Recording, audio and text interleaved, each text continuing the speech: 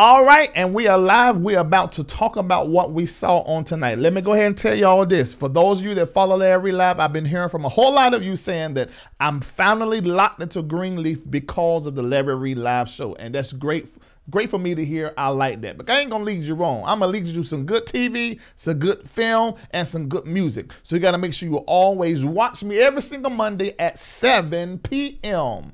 And that is on youtube.com/Larry Live and right here on Facebook and on Periscope. I said scrope. Facebook and Periscope, Larry Reid Live. Okay, this is what we're going to do tonight. The first thing we're going to do, we're going to go through this whole show, scene by scene, and we're going to talk about it, and we're going to open up the lines. And then we're going to look at a 3-minute clip from the Pastor Clint Brown, his rant about pastors and people attending church and the money and all of that kind of stuff. This is the part 3. Last night we done 2 parts from that rant, but we're going to do part 3 tonight. And then I'm going to show you a 1-minute clip from 2nd season, almost at the end of the season of Greenleaf, when they talked about homosexuality as a result of Kevin and Charity and also the praise and worship leader. It is something I posted on my page. It was alongside I was trying to push the Let the Church Say Change book that I had, and I posted it there over a year ago. So I'm going to play that 1-minute clip here, and we're going to have that talk about the black church and homosexuality. So I need for all of you guys to get all your gay friends on this conversation. I want to hear what they got to say,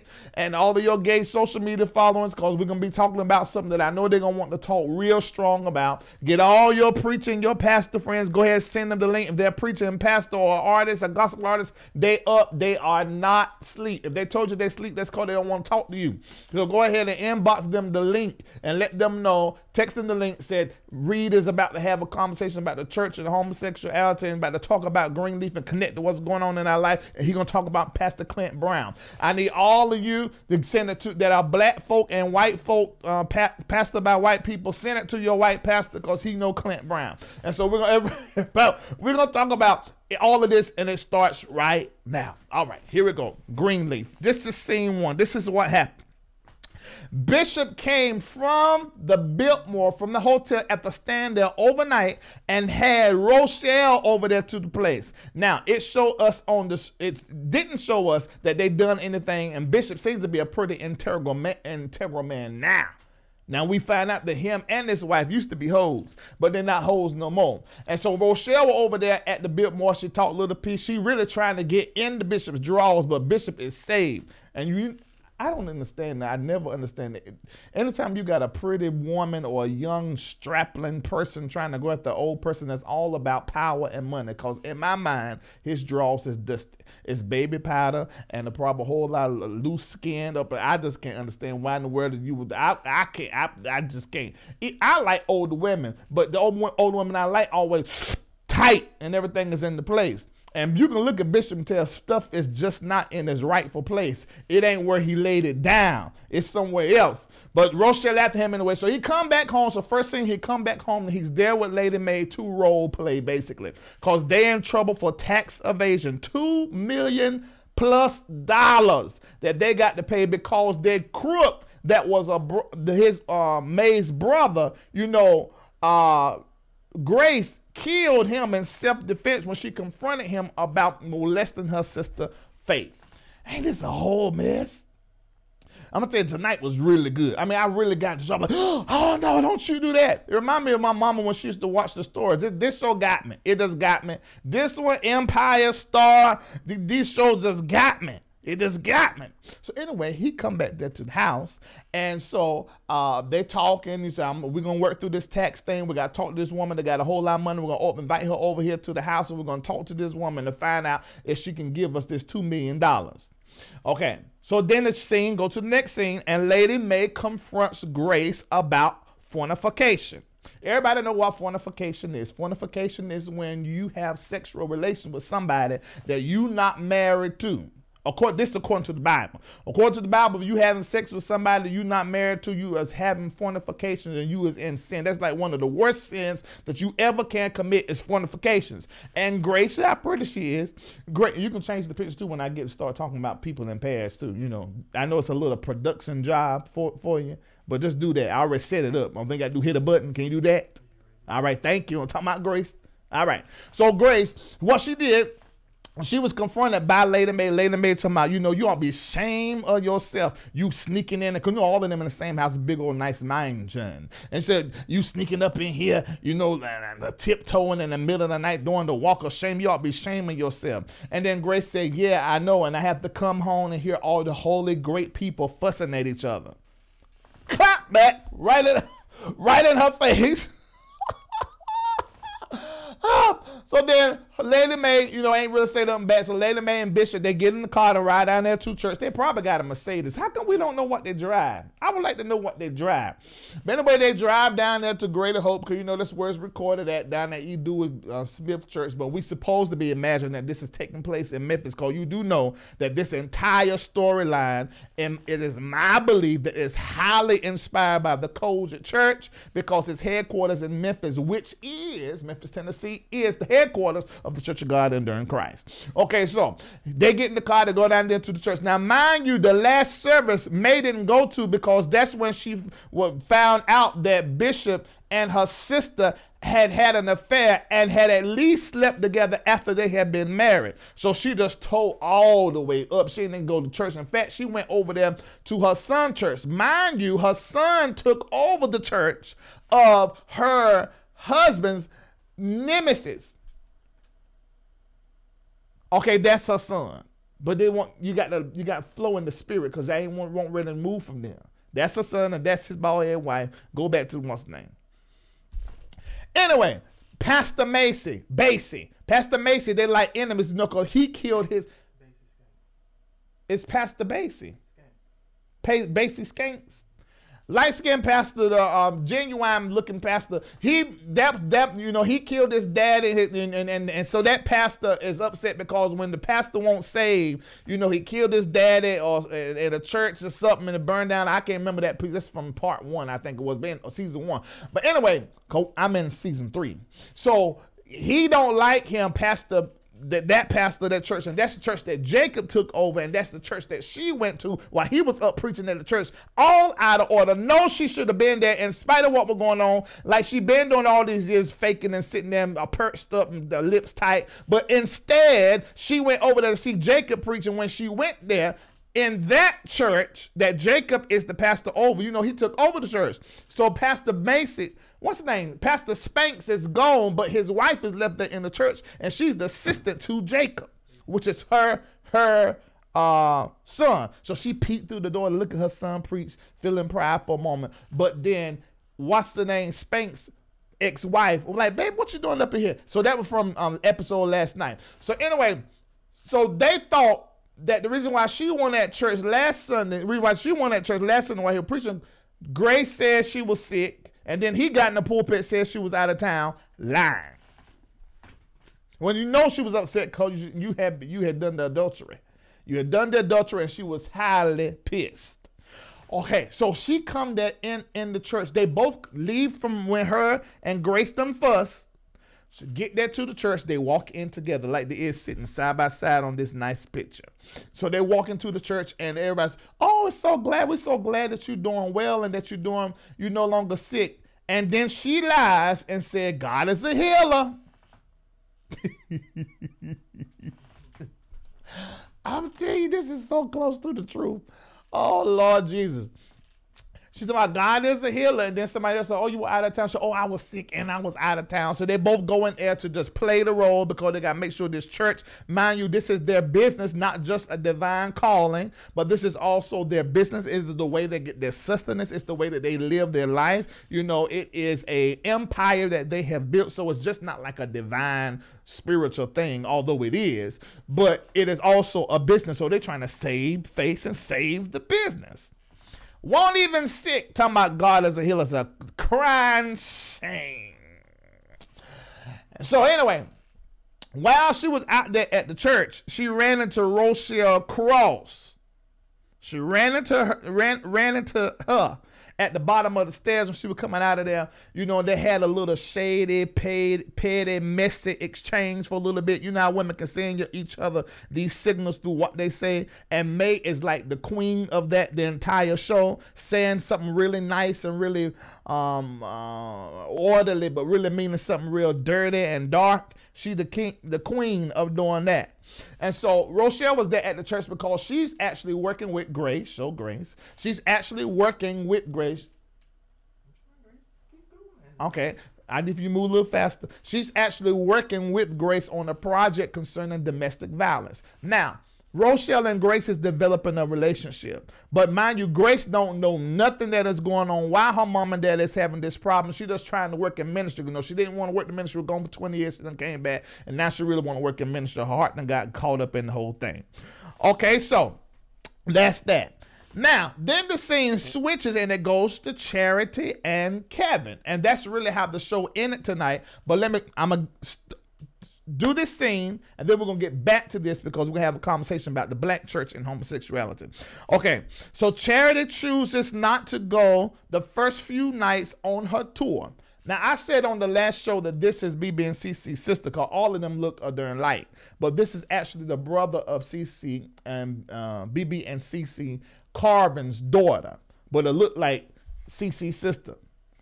Angie and Debbie, all the rest of them, all of them look just the darn like. Okay, so anyway, she decided I'm not gonna go on the first few nights because Kevin said, look, gay or not, bi-curious or not, that's my darn son. And I don't want you dragging him up and down on them buses for 6 whole weeks. I don't want that to happen.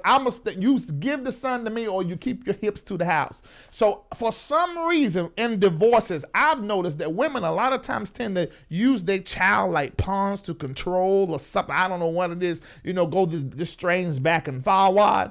And so this is what she's doing versus taking her hips with Jabari and going ahead on and go sing around the world and do whatever she want to do and follow her dream. She caught up with this man that don't even like vagina. He don't want no more vagina. He don't want vagina no more. Get that through your head. He love and respect you, but he don't want your vagina. So you might as well go with Jabari and fornicate like your sister Grace. That's what I would be doing, but I guess that's not what she want to do. She's just holding to this baby and there's something going on with her. We ain't quite figured it out yet. Probably gonna come out later on. Okay, so she decides she's gonna stay back. All right, then Tasha, the ex-first lady and now Jacob's assistant, came into his office. You can put them up. So Jacob, which is Basie Spanks, the old pastor of the church she took over, his ex-wife that works as his assistant, comes into his office. She comes into his office and starts jaw-jacking about the church and stuff. But on the way out, Jacob looks up at her, she looks back at him, and they do the fornication stare, full of adultery. You could just feel it. I said, Lord, like he might grab her right now and throw her on top of the desk and get the laying hands. You know, but that didn't happen. So that leaves from there. And I'm gonna tell you what's happening right here. I told y'all about this. A man, when he locks into his work and locks into his vision, that thing becomes his everything. It's a spiritual connection. It's a sensual connection, and it can satisfy him, even sexually. But he's actually in a space, and I know this is gonna sound really funny, but this is just my opinion. You ain't gotta agree with me. When a man is in his vision, he's actually in a space that is deeply spiritual, but he's also sexually fulfilled. He's actually in such a sensual and passionate place because he's in his purpose. And those that populate the infrastructure of his passion, really, it can become sticky with those people. It really can become sticky. Now, his wife is a principal. She going out there but working with these students, doing this kind of stuff. But here you got this light-skinned, country-talking woman in his air that is helping him facilitate the vision. So you see how this thing start creeping up. And mind you, he's an ex-adulterer too, like his daddy. That spirit is all throughout that family because he got a double dose of adultery from his mama and his dad, but they both hoes. Okay. So enter the third way. So then she ended up weaseling herself. Oh, what you doing? You trying to look for a present for your wife? Because he was trying to talk to her at the house, and she was like very spacey because she got to do stuff at the school and stuff. You know, she ain't, and he just felt a certain kind of way. Said, well, maybe I need to buy her something. Which that's me. That would have been me. Anytime I used to get in trouble in my past relationship, what I would do, I would buy stuff. And so that's what it did. He went to go buy some stuff. But this woman weaseled herself, Tasha, she weaseled herself. I go with you to find her something. Picked out this necklace, took pictures and stuff. And I guess she sent it to him in this phone. He comes there to the house later on in the day with the gift. She's really excited, put it on her neck. And he went to grab his phone, and there is the picture of the girl in the necklace. Now you see how the devil is working, trying to get in his mind to where, because she's spending more time with him at the office in his passion than she is out there being the principal at the schoolhouse. So then it switches from there, and then you see the two children. Their children and Grace's daughter, they're together, they're at the house. Now, mind you, Zora done stole money out of the offering plate last week, and they ain't say nothing this week about this. This is a pretty shame, because this girl done went and stole some money. But her boyfriend is into drugs, and I think she somehow or another, she must be into drugs too. We ain't gonna find out about it later on. So she tried to get Sophia to take $25 and actually, it's the money she stole. Take the money she stole and go buy a prepaid phone. Y'all know them AT&T phones, they were $19.99. So she took that $20 bill, want to take her over there, and so she can get a phone call to call her boyfriend, because she actually used the phone early in the show. And they were like, you going to use this phone? You know how mama black parents said, if you going to use this phone, you can use it sitting right here. And she's like, no, never mind. I don't want to use it, because she want to call that nigga. And she don't need to call her that nigga. She really don't need to call that nigga. She really don't. But she want to call him. I don't know. It's like the good church preacher girls always be attracted to bad boys. It's always been like that. The good girls want the bad boys. One that's going to treat them wrong, cheat on them, and that kind of going on. I never understand that. I ain't never got that. But anyway, long story short, she planned the role like she really trying to be a good preacher daughter, and so they gave her the privilege of the TV back. She probably going to eventually get the phone back, and we're going to see a full mess come out of that. I don't know when that's going to happen. All right, so go on to the next scene. Now, the next scene is concerning Grace and Darius. Grace and Darius, put Grace up there. Grace got a boyfriend, and his name is Darius. I can't think of the actor name. And they just fresh fornication.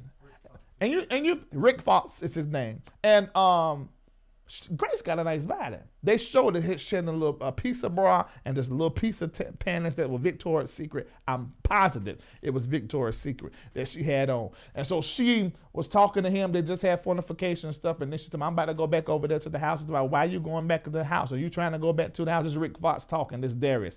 Talking about, you can go back to the house because your mama giving you a hard time. You're going to try to make it seem like we ain't having sex. And when we just had sex. And she said, nigga, you said what? And then that's why she looked at him like, nigga, what you say? And then he was like, you heard what I said. Don't be a hypocrite like the rest of them. Stay over here because we been holding. Just stay over here. Stay overnight. So what?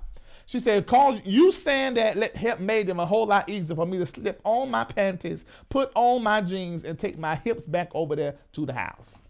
Now, I perceive in this moment that him saying that, cause first I took it like, you calling me a hypocrite? See, nigga, that's why I don't even fool up with you. Let me go back to the house. I just want to have sex with you. Don't make me no hypocrite. You know, but I think she had in her mind to go there to the house to address the hypocrisy of her mom and dad. And that's exactly what happened. So Grace went over there to the house. First of all, before she got there, they were sitting there with the house with the woman that got all the millions of dollars that they asked to borrow $2 million for to cover the tax evasion that May and the bishop done got themselves into because the man that Grace killed ain't handled the business the way that he was supposed to be handling. Okay, so we saw at this time, Grace come back to the house and she confronts this. And this is a good part to me. She confronts this and says to her daddy, Daddy, what's your relationship you got with Rochelle? Because something just don't seem right. And he was like, well, daughter, you know, being real slow, doing that political preacher stuff, you know, not really telling the truth. And she was like, because you had sex with Mavis, which is Lady Mae, his wife, sister, Oprah Winfrey. And so he been having sex with Oprah.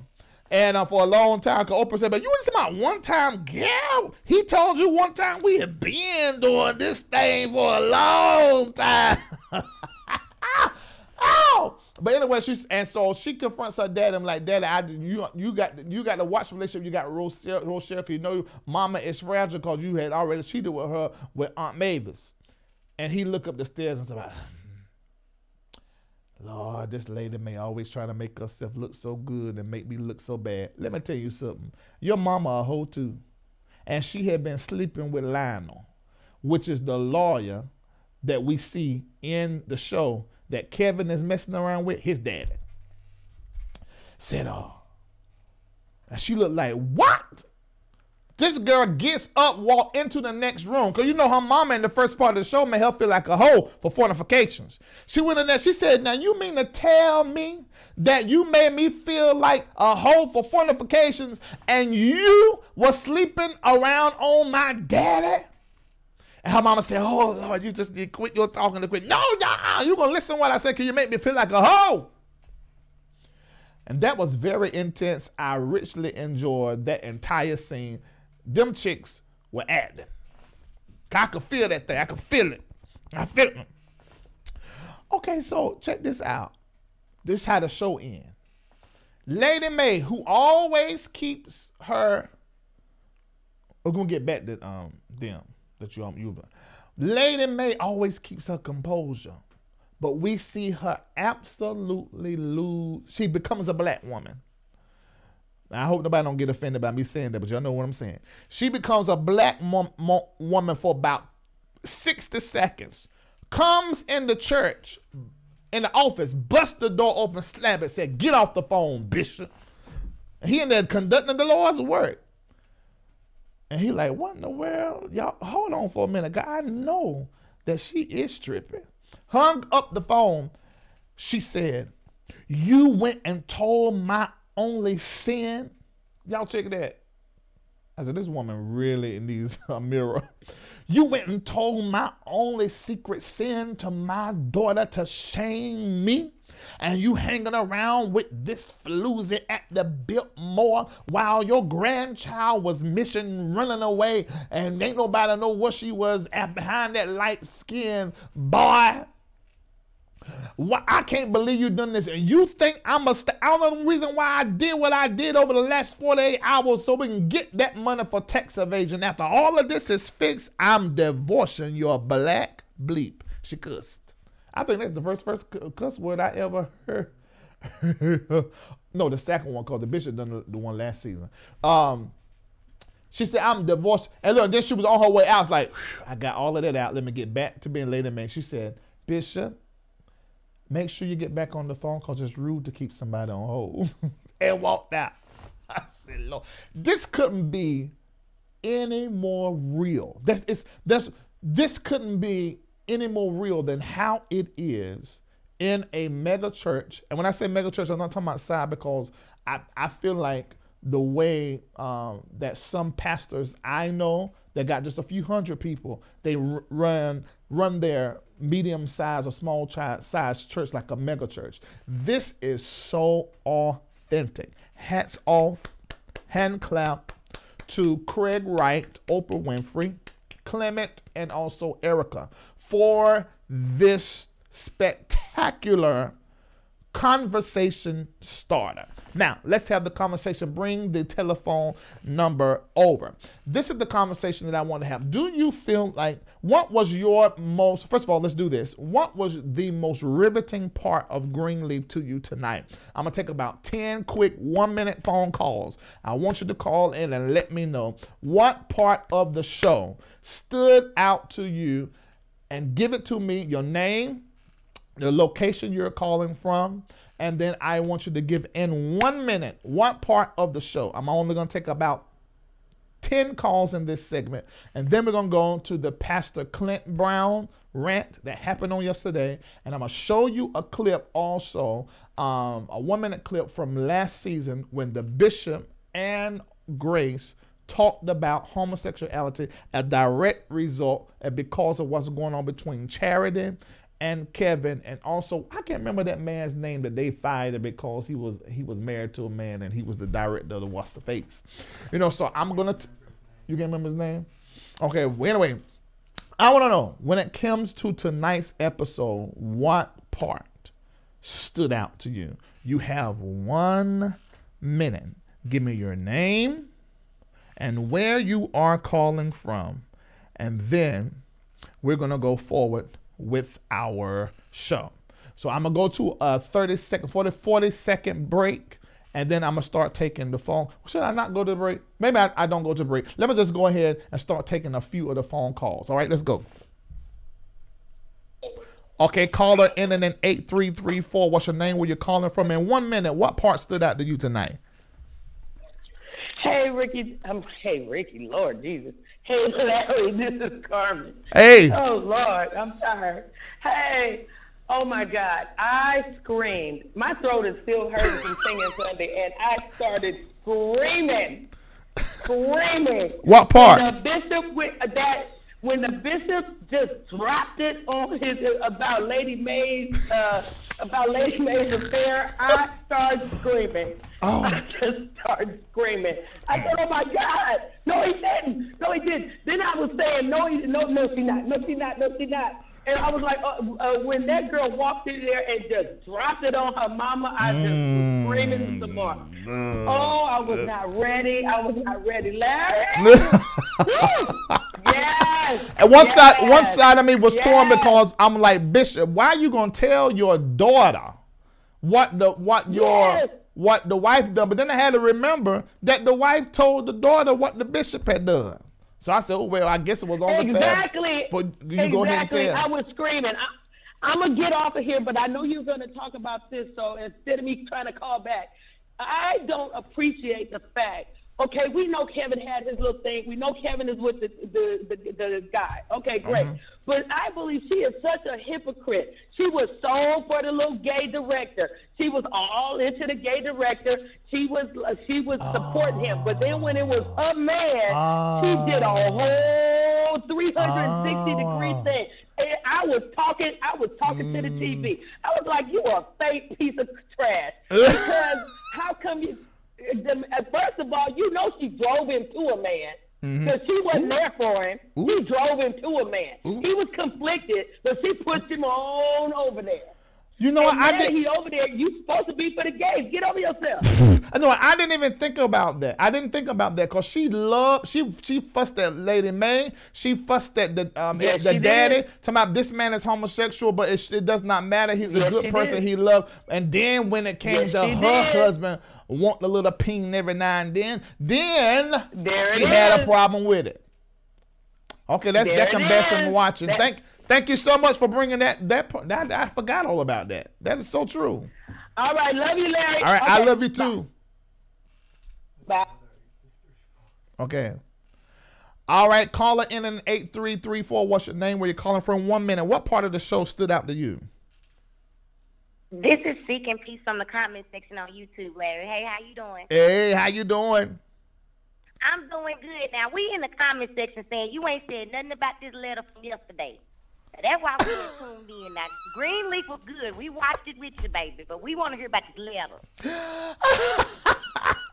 Okay, I'm going to get to it. Okay. I'm going to get to the letter. That's what we waiting on. I done used my minute, but I just want to say that. All we right. ain't going to let you forget about it, baby. Okay, I'm going to get to it. All right. All right, have a good night. All right, you too. Oh, okay. All right, caller in the 9594. What's your name? Where you calling from? What part of the show stood out to you? Jesse Freeman from North Carolina. What's up? I'm going to tell you, man, what's happening, what's going on, man. I'm going to tell you, man, I might get the names wrong, okay, but try to follow me on this and help me out. Okay. Help me out, Doc. This is my show. When Lady May told Bishop he had to get up out that house, man, and she thought about it when she went to the Son's church, right? Uh-huh. And she was peeping in that sanctuary, listening to him preach, and then all of a sudden she got a revelation when that the other pastor, used to be a pastor, first Tasha. lady, came up, Tasha, came up to her and started talking to her, right? She started almost like prophesying to her in a sense, telling her about this other first lady that was cheating, right? Yeah. And what happened to her? She fell down and something happened. I got crooked or something, right? And started prophesying what was going to happen. Now, I believe when she was prophesying to that lady, she was saying what was going to happen to this other lady that was messing around with the bishop. So I'm thinking, Doc, something going to happen to her, what this lady was saying to the first lady. All right? Now, that was the best part that stood out to me, because then after she told her, she said, look, at least you got a man. See, at least you got your husband. No more. Yep. At least you got your husband, right? So I believe that thing hit Lady May, right? And Lady May said, well, dang. I do still got the nigga, right? I still can get him. All I got to do is make a decision, tell this Negro he can come back home, right? So she went home, sat on the couch, boy, thought about that thing. Then Bishop came in the house. Bishop thought it was over with. I'm finna go get my stuff. I ain't finna, I'm gone. She thought about, nah, nigga, you stand here. You stand, because I got too much to lose. You stand here. I'm telling you, that was the part, man, that really stood out to me, Doc. But something gonna happen to what's the freak name trying to get in Bishop Draw? Rochelle. What's her name again? Rochelle. I believe that was a prophecy that something gonna happen to her. Well, let's check this out. This is what I don't understand. Why in the world that every time a man mess up, that the man got to get out the house? How come the woman don't go to her girlfriend's house, especially if he paying for every darn thing? Ain't that something? I would never understood that. Who made that up? Happened to me. I came home off the road. Everything was gone. Hey, look, I don't know who made it up, Doc, but I know what it feels like to walk in the house and say hello and hear an echo. Look, I know what that feels like. If you ever come to Atlanta, make sure you hit me up so we can go get drinks and just have man talk. Thank you so much for calling in. That's what's up, man. All right. All right, my brother. All right. One. Oh, God, that is hilarious. That's funny. That sounds like someone sitting around the table talking. All right. All right, caller in at 1663. What's your name? Where you calling from? 1 minute. What part stood out to you? Hey, Larry. This is Anthony Jennings. I'm calling from Ben Harbor, Michigan. Hey. And I'm calling. I love the show. I love your show, and I love Greenleaf. But the part that stood out for me is like, why did Lady May get upset? And she cheating too. That's crazy. But you know what my mama used to say? My mama say whenever it's in your relationship like that, and one person cheats, or the other one, or if one person cheats and the person that is cheated on blows up really, really, really big, that's a sign that they are hiding something as well. That's what my mama used to always say. You got one speculating, the other one is cheating. That one speculating, they cheating as well. So that's going to be my answer. That's the reason why she cut up, because that thing, all that shame and all that hiding and all that pressure that she got her own self up under, she projected it on him. That's what I think. Right. So that's what I was calling in for, and I love your show. And good night, people. Good night. Yeah, I know it's late and it's in the middle of the night. I'm going to try to move quick. All right, so that's that. We're finished with Greenleaf, except for the part that talks about homosexuality. I'm going to play for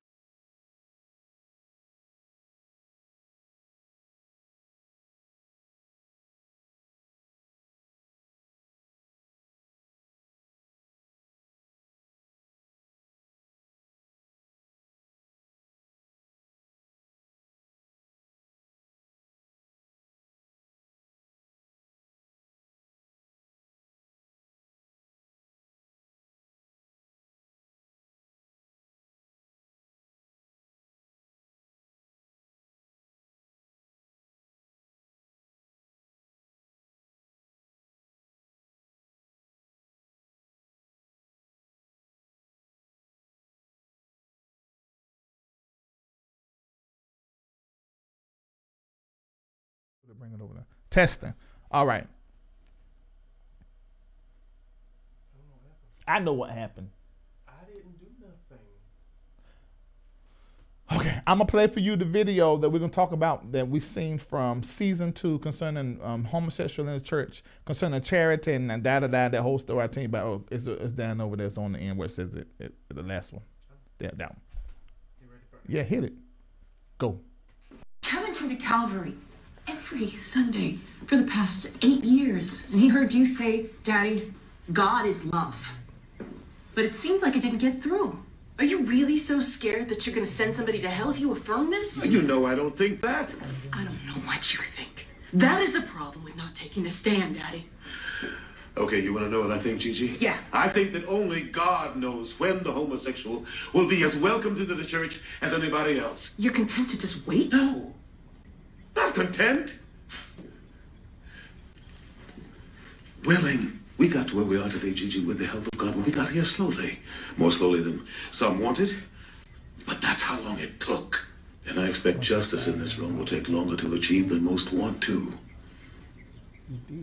But I'm prepared to practice patience.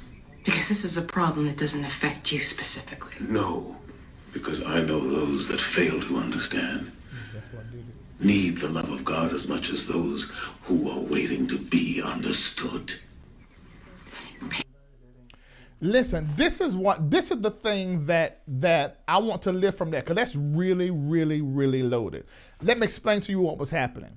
Because you had the musician that was found out to be married to a man. At the same time, you had the Kevin situation coming up. They hadn't even discovered all that yet. But it was about the man that was best for the job not being able to stay in his position because the main givers and the people on the board did not want him up there. So the bishop was torn, because the bishop was like, it don't matter to me that the man got a husband. Not really.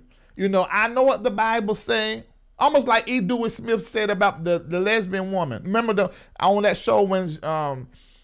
and that's actually the church that they're shooting Greenleaf in. Remember when E. Dewey Smith was like, we didn't baptize the lesbian couple's child, you know, and that wasn't nice. It wasn't right to do.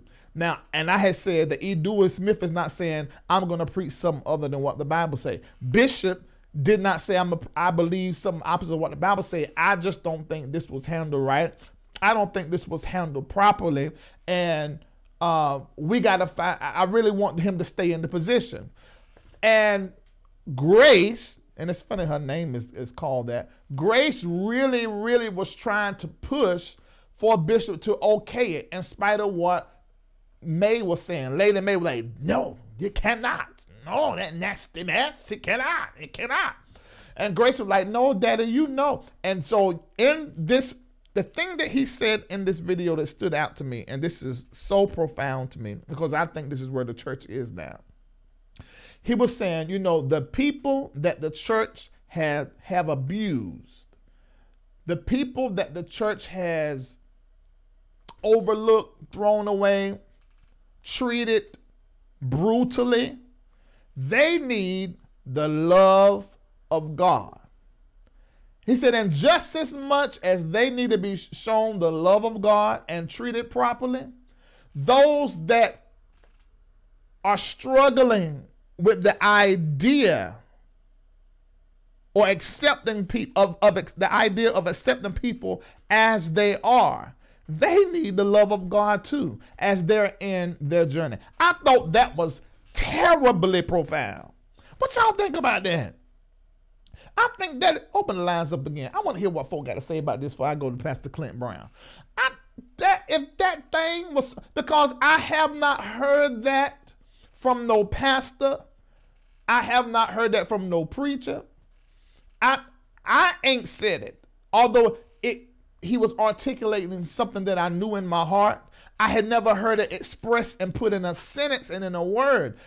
Because especially now with, you know, the LGBTQI, is that right, community, and everything that's happening in our world, in business, not just in the church, but in every business, every facet of our world is having to get used that people are not the same. And I thought this was such a profound statement, because I think my mind was so focused on making sure that I handle people that are different from me, or different than I believe, different of my faith, different of what I identify as. I put a lot of focus there. I think we all have. You know, trying not to say nothing or do nothing to make anybody feel a certain kind of way. And then Bishop comes out, these writers are good, comes out and says, well, the people who are struggling to embrace this new world, they need that same love. What y'all got to say about that? I'm going to take a couple of callers. Caller in at 9262. What's your name? Where you calling from? What you got to say about the church and homosexuality? Oh, they dropped off.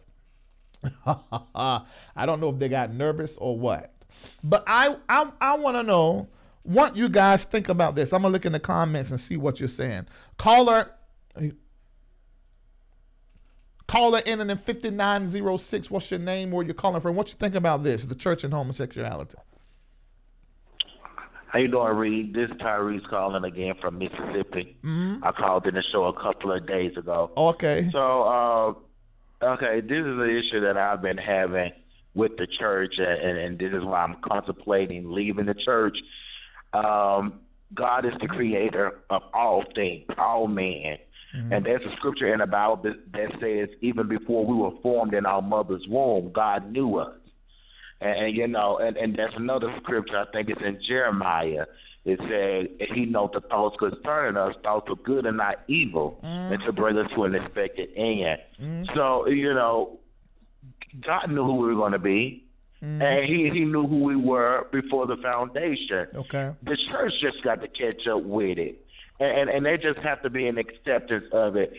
I never understood why people think just because you're homosexual that you can't have the capacity to love and praise and worship God at the same capacity as someone who's not homosexual. And I read somewhere in the comment section where someone said this is going to be an ongoing issue. And it is going to be an ongoing issue because I don't think no one wants to compromise on it. It's either heaven or hell for the gay people. Well, you either choose to in my opinion, yes, and your minute's up, but I want to say this to you. In my opinion, I don't really think it's going to be an ongoing issue, only because a couple of visions and dreams that I've had. There's going to be a new Bible that's going to come up. There's going to be a whole lot of voices of our time now that are going to be involved in penning a new Bible that will be accepted worldwide. And the one that we have now is going to be totally void. I saw that in the future. But not just that. This is something that that I believe. I think if the church sees homosexuality as a sin, because the Bible clearly says it is, then just like any other sin, you can be anointed, used by God, and have a great growing relationship with God and still be homosexual if it's sin.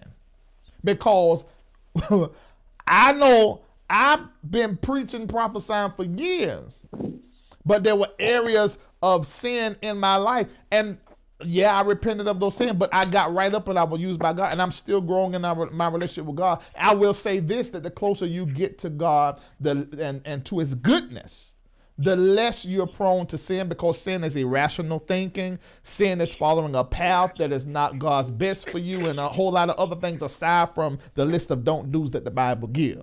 You know, so I want to say to you, if you do leave the church, it may be temporary, because I think the church, you know, the church always slow in music and everything and catching up with stuff. You'll be back. Thank you so much for calling in. Thank you. If the church see it as sin now, unless if y'all putting it in a certain kind of category, no, you can't be homosexual and play that piano. You know, because there's speculations all over the internet about James Cleveland, about Walter Hawkins, some of the people who gave us our best worship music. All right, call it in at 6604. What's your name? Where you calling from? What you think about this here? Hey, Larry, this is Lee Andrews from New York. Hey. I think the same grace that the gay community wants is the same grace that the church needs to change. Absolutely. You cannot expect them to just give up the church, the institution anyway, to give up their religious systems just because of how other people may feel about how they go about doing things. So I would definitely say to the LGBT community that you can go to a place where you can be used of God, and if that's not the church for you, then don't go there. But don't expect the church to have to change because they don't agree with what you want to do. And give them the grace to catch up, because some of them are not going to change. No matter what you say, no matter how many times you pick it, no matter how many times you go on blogs and go forth on people, they're not going to change. And also, the church got to stop being hypocritical against the gay community. There's too many gay people from the pulpit to the door, bishops, apostles, archbishops, you name them, that are gay and that are hiding and that are destroying the gay community within their own congregation. So it's a double-edged sword. So we have to now try to find out what do we do with the gay community, because the gay community, they're not going nowhere. The gay community is there in the congregation, they're there in the pulpit, on an instrument, married, and what does the church, that's why the church is dying, because they don't want to evolve. You don't have to believe in homosexuality. You don't have to, you can think that it's a sin. If you don't like gay marriage, then don't get gay married. If you don't like gay men, then don't sleep with a gay man. If you don't like lesbians, then don't sleep with women. But at the end of the day, you cannot condemn people for what they are. Right. A man sleeping with a woman is not going to make him less gay. It's going to be a gay man that's sleeping with a lesbian to keep his credentials and to keep his position in the church. This is what I was going to say. That's what we do. You got the gays marrying the lesbians having bisexual babies. Well, you know, this is what I'm going to say concerning that. I think you said something very profound. I think because in my efforts as a business owner, even as a pastor, and some other things that I do where I have to deal with the community, and the community is not all the same. The community has everything in it. What I've been trying to do is to make sure I'm conducting business in a way to where everybody feels that I see them and that they are respected. And I put so much attention there that I didn't even think about, the same love and grace that I'm showing to everybody different than myself, I need that same grace and that same love as I am learning to be a human, and not be a religious leader or a Christian so hard. I think we try so hard to be a Christian that we forget our humanity side. You know, because a Christian may not embrace a Buddhist, but humanity says embrace a Buddhist. You know, so exactly. And Christianity is just simply being like Christ. You know, it should be, but it's really not. I'm a Christian. It's really not. Exactly. It should be, but it's really not. Yeah. It's not. No. Yeah. Thank you so much for calling. That's a different show. Have a good one. Yeah. Thank you for calling. Yeah. It really. I mean, let's have a real conversation. Let's have a real conversation. Christianity should be about being like Christ. If I would talk about Christianity and have an open conversation on a platform like this, I am going to say it should be, but it's really not. If I'm out preaching in a Christian church, of course, Christianity is about being about Christ, you know, but on this platform, we're able to discuss more expansively. And on this platform, I am going to say this, that I do not think that Christianity of today is about being like Christ, because we send people committing mass murders that are devout Christians. So there's something up with that. There's something wrong with them. They got a demon. No, it's the same Bible that you got. So we're just going to blame it all on that person and not say it's none of our paradigms. It's none of what we put in place. It's none of what, you know, it's not because our Bibles are bloody and full of war. Or we're not going to look at that. Now, this is a conversation that I will have sitting here. But in a church that I'm ministering or preaching or talking to a Christian audience, I'm going to equate Christianity with Christ and what I know that Christ is, which is love. You know, I'm going to stand on the Bible and what it says. But on this platform, we can have a real conversation. And the reality is some of this stuff ain't lining up. Some of this stuff ain't lining up. So I thought this was a profound statement when he said, he said to Grace said, Daddy, as the church, we got to show love to the LGBT. And then he said, well, the LGBT got to give us time because this is a whole new thing for us. Let's take a few more calls on this, then we'll get to Pastor Clinton Brown. Caller in the 9262. What's your name? Where you calling from? 1 minute. Hey, Reid. This is Cedric from Atlanta. What up, Sid? What's up?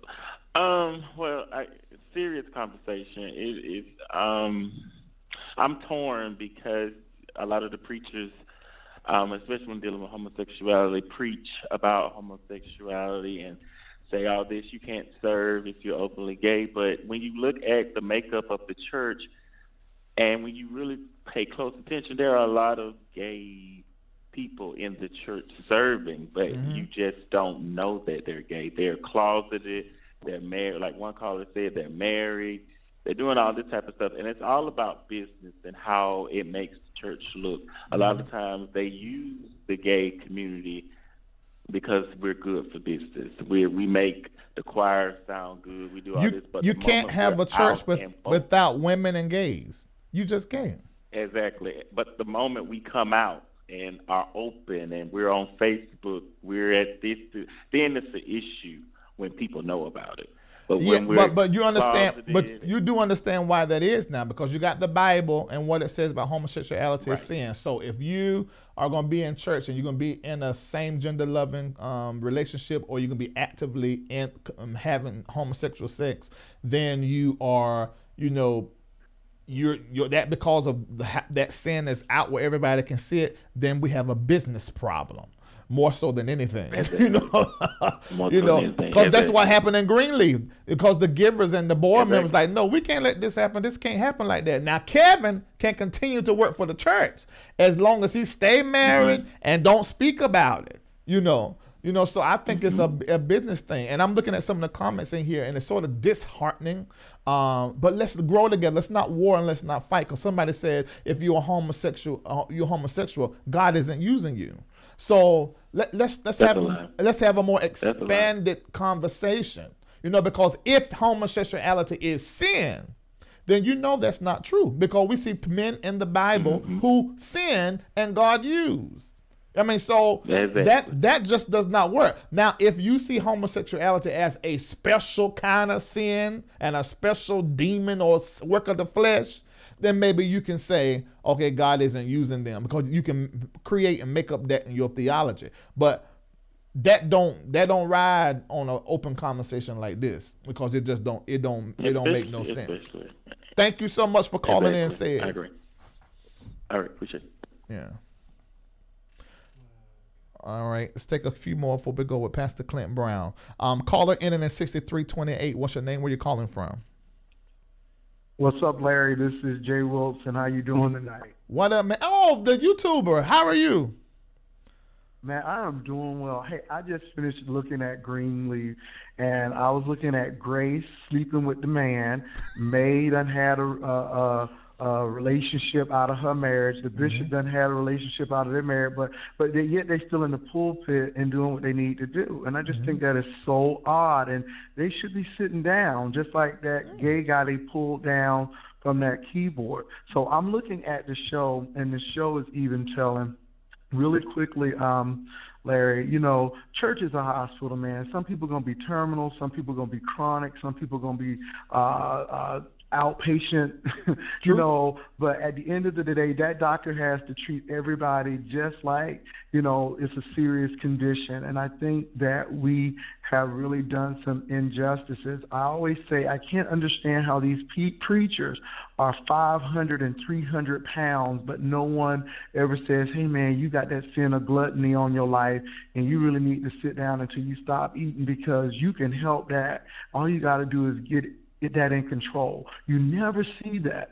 So I am just saying, thank God that Jesus saves and not people. Thank God that he was with the prostitutes and the tax collectors and the publicans, people who, the religious people thought you shouldn't be with Jesus. So I think you're doing a great job, man. I have enjoyed your interviews, and I'll be praying much for you. Thank you so much. And you great commentary whenever I see your stuff as well, man. Thanks so much.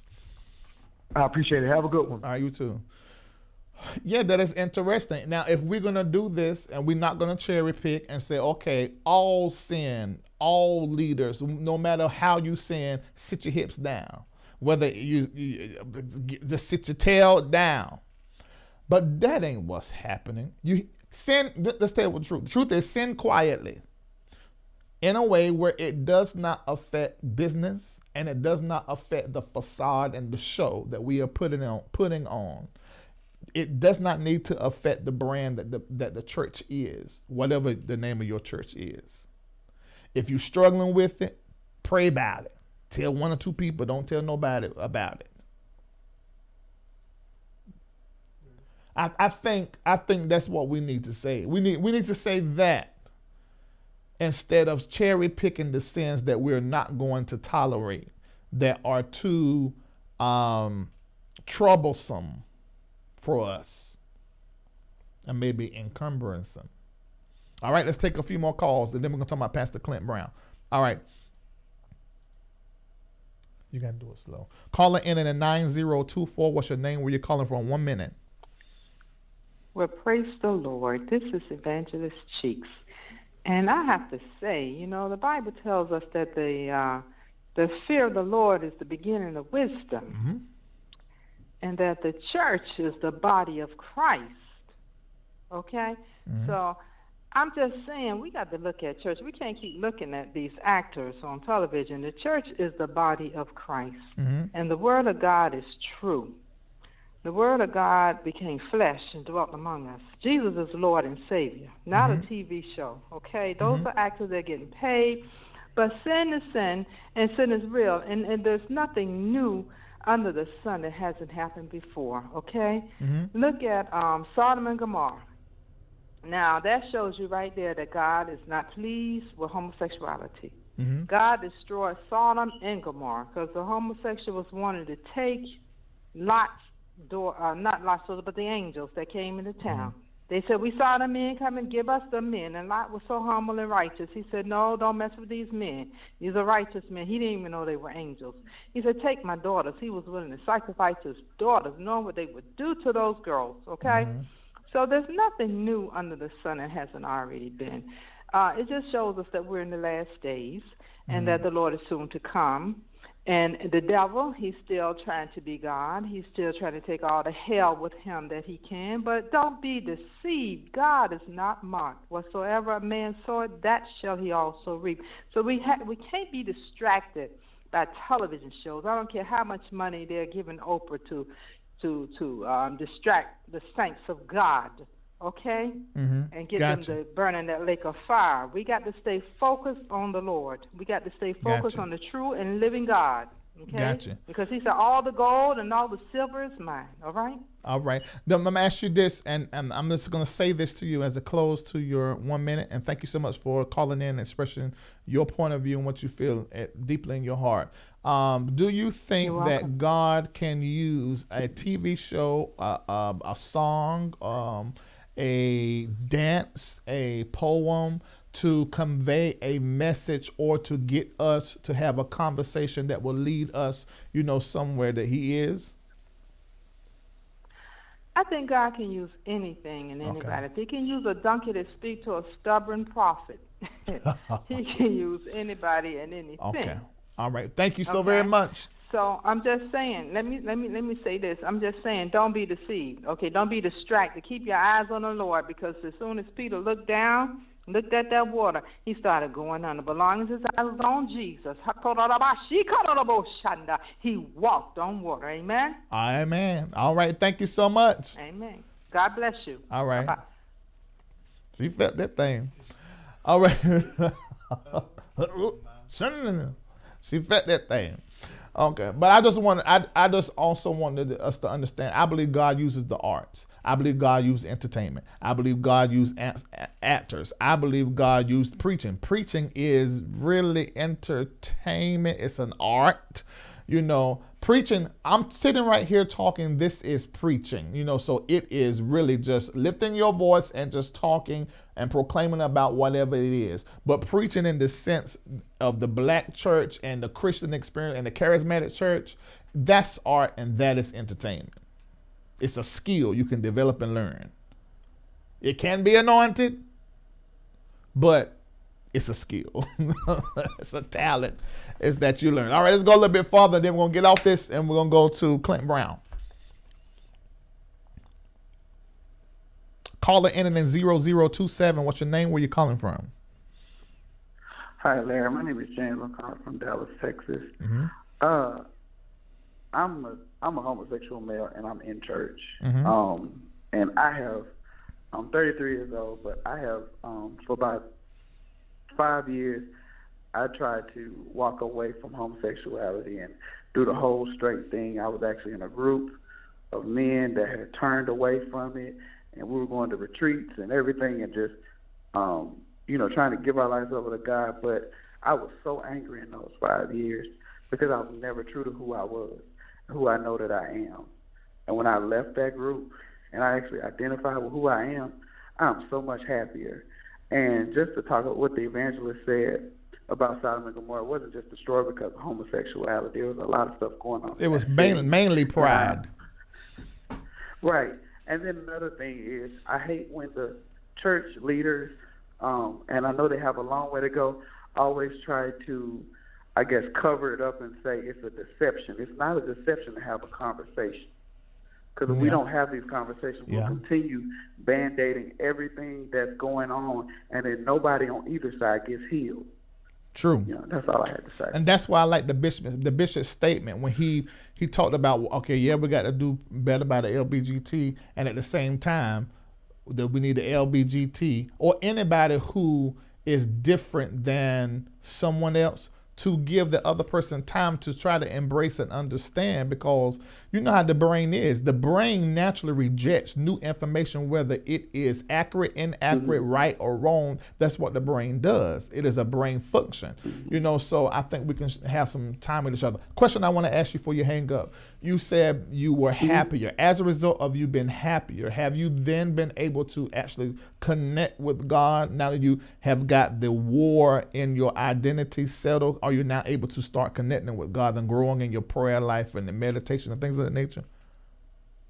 Yes, I do. I actually study the Word more, and I of course read books and everything like that. And I lead worship at my church. I'm actually more connected with God because I feel like I'm true to myself. It says worship Him in spirit and in truth.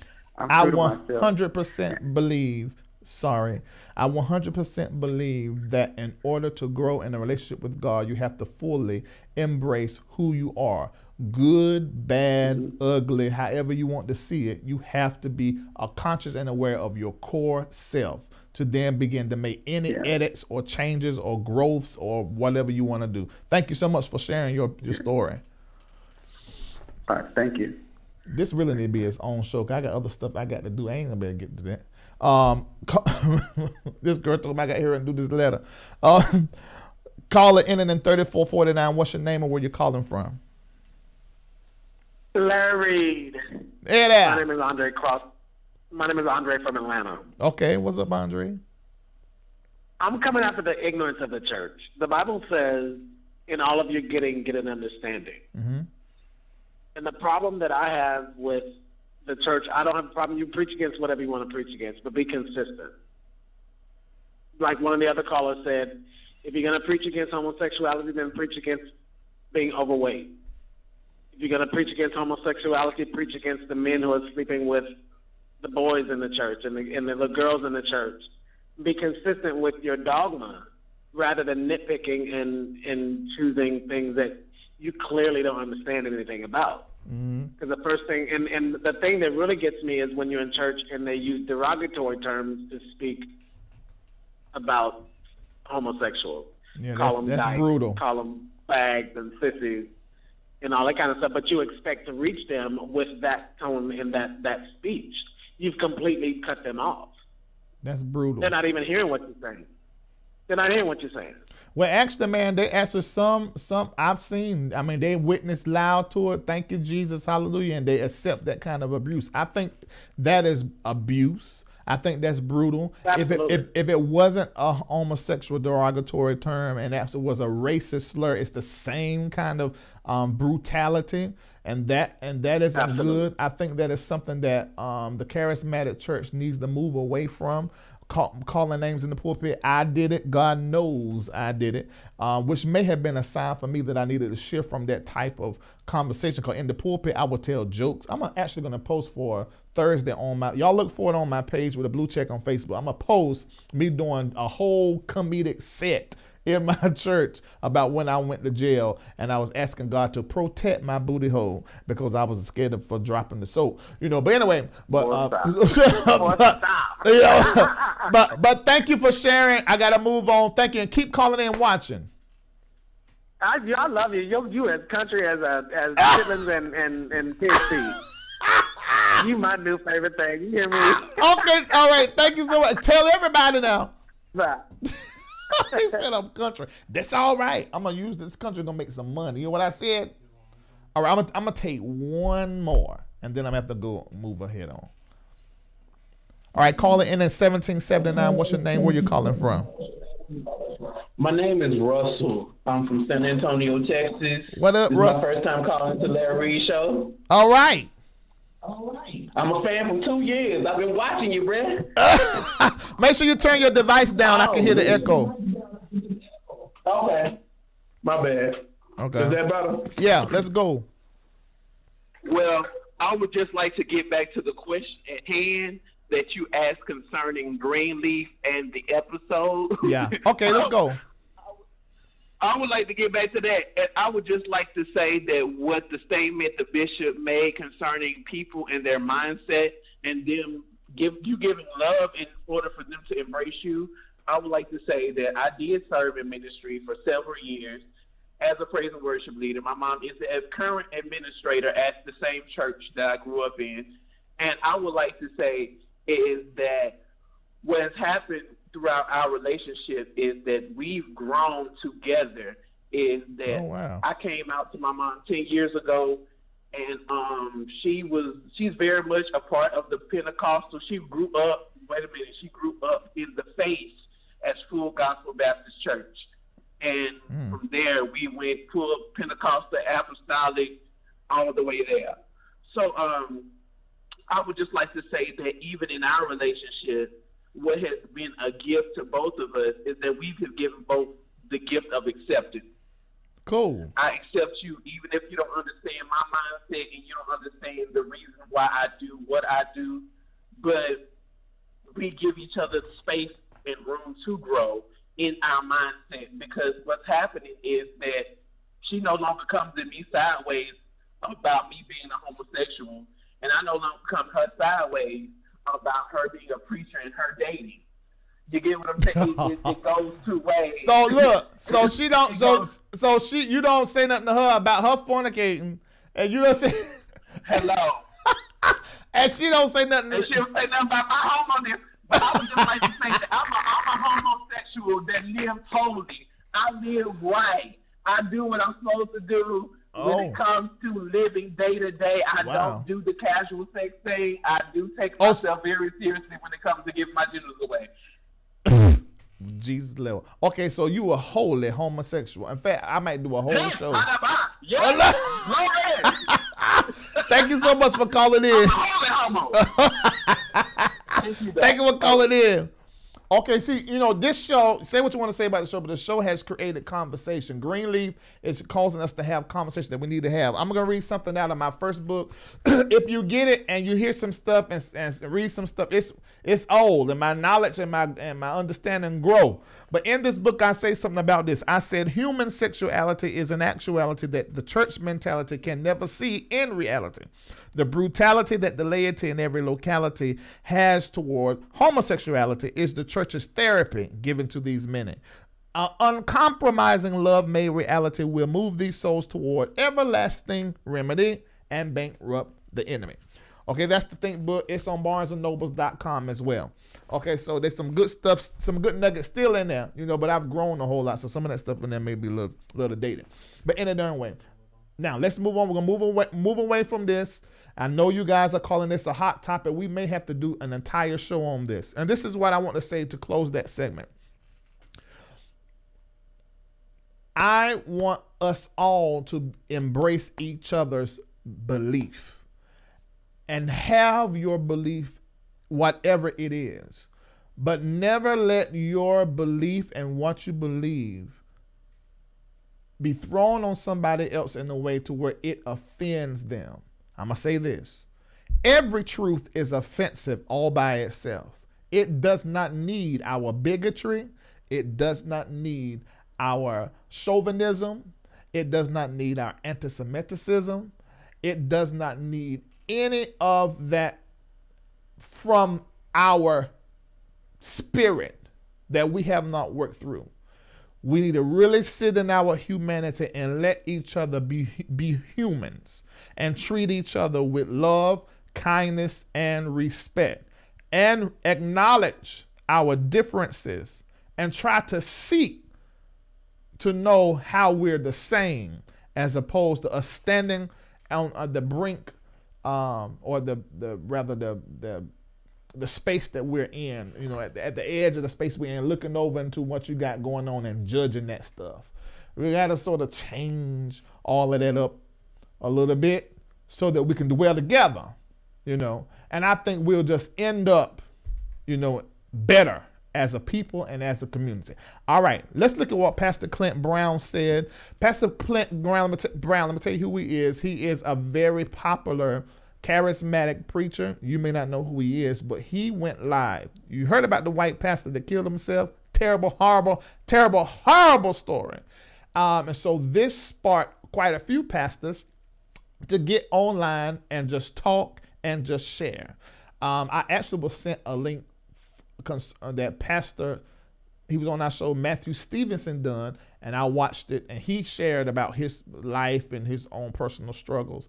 And this pastor did the exact same thing, and I saw some other links that people sent to me of people that haven't been on the show and are not pretty popular.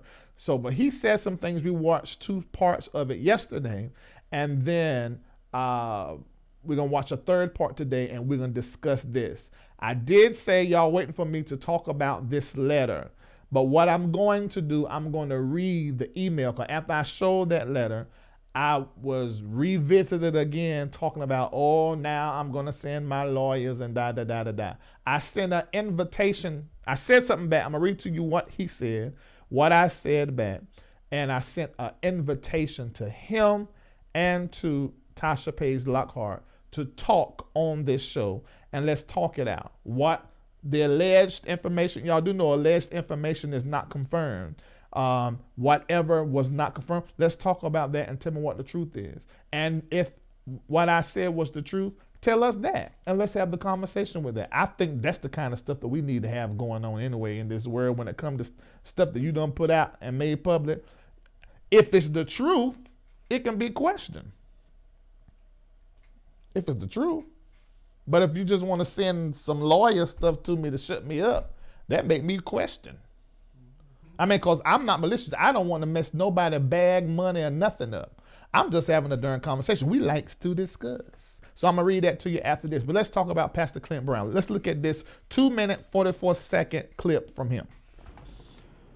And a man in California commits suicide with a beautiful family and a beautiful wife, and everybody wants to sit around and say, how selfish of him, how terrible. That's just terrible that somebody would do that. I mean, look how he left his church. Look how all the people are going to feel. But yet, for years, nobody in the church is concerned how he feels, what he's going through.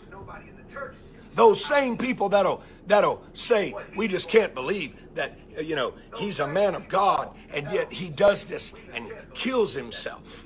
He's a man of God. He's supposed to be a man of God and commits suicide. How can he do that? It's because of members like you that don't give anything, that are not involved. 2.7 million people last year in evangelical churches ceased to be involved. You want me to tell you why? They're streamers, that's why. They're not saints. Streamers. Sitting at home with their feet propped up. Church has to fit their schedule. It's time to return to a passion for God's house. And I know I'm getting old, and people said it when they're old, and my daddy did it and we got aggravated. But I don't come, I aggravate you. I wish we'd go back to the days of old, whatever. Your schedule had to fit church, not church had to fit your schedule. God was your priority, not everything else in life. And then, you know what? Well, if we miss church, we can always come on back and watch it on streaming. We can always come on back and pull it up on the website. We can always come on back. Well, let me tell you something. That's about to come to an end in Judah. We can always come back. Tell you right now. It's coming to an end. I'm not going to accommodate people that want to lay in their bed and drink coffee rather than getting out of their bed and pursuing God, going after God. There's something about the house of God. Forsake not yourself. I was glad when they said unto me, let us go in the house of the Lord. Pastors are carrying burdens. They're carrying weights. And I'm tired of hearing of my friends right here in Orlando, a church of 25,000 members. One of my friends, his son, killed himself a couple years ago. Another friend of mine in Georgia, facing foreclosure. I've walked through it. Put a gun in his mouth. He's one of the best preachers I've ever known in my life. Put a gun in his mouth and killed himself. Okay, what we are seeing here, we're seeing Pastor Clint Brown really just have a moment. I believe he's upset. He's having a whole lot of feelings and a whole lot of emotions because this pastor killing himself, actually, from what he said, 3 or 4 different ones, killing themselves really just hit a spot with him. So he just started sharing his heart.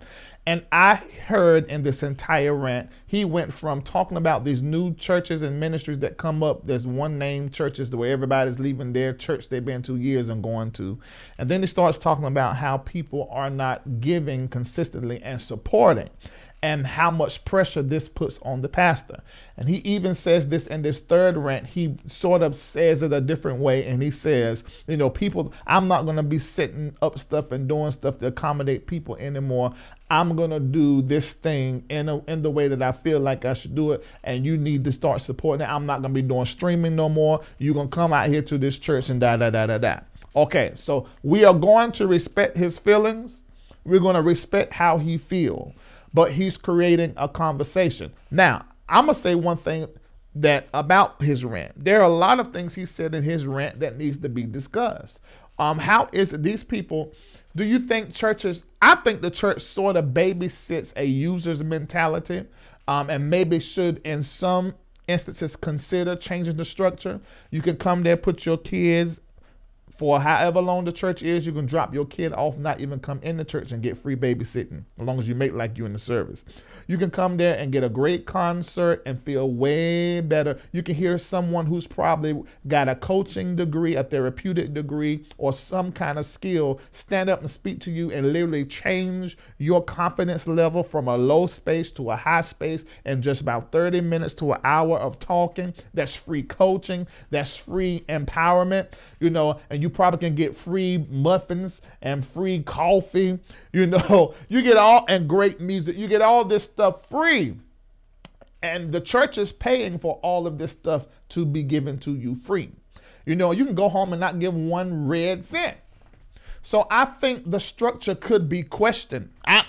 That's just my opinion, because it sort of sets things up, you know, for people to come to you and just use you and not really give. Because people think, you know, I guess that they think the 501c3 compliance that we have and some other things is to make it to where we get all these grants. And a lot of times that's not even the case, except we erect an entire different building that we're not going to worship in and call it something for the community is when we can get into federal grant money and things of that nature. Otherwise, the church got to go to the bank and get a loan just like you do.